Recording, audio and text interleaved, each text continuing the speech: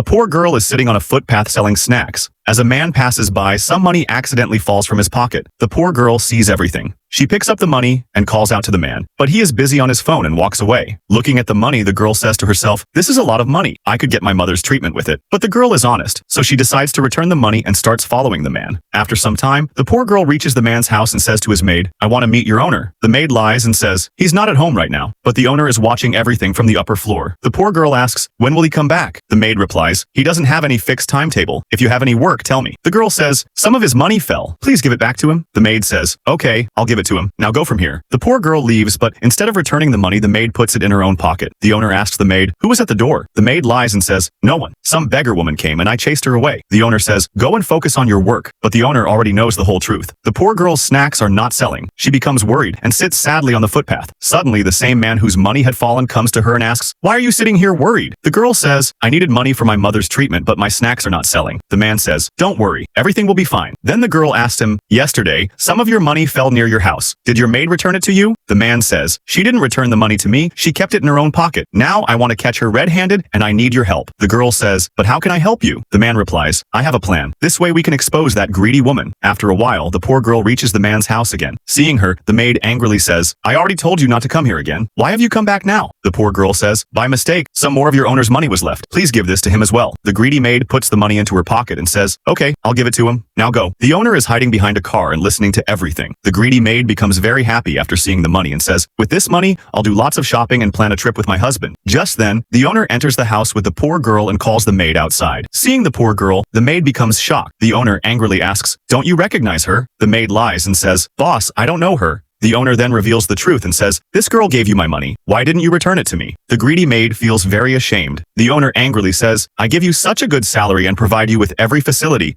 yet you still betrayed me. So return my money and get out of here." The maid begs, "Please forgive me. I'll return all your money." The owner takes all the money back and throws her out of the house. In the end, the owner gets the poor girl's mother treated, and she completely recovers. Then the owner goes to the girl's mother with a marriage proposal. The girl's mother gives her blessings and accepts the proposal. It is truly said, "Do good, and good will come to you."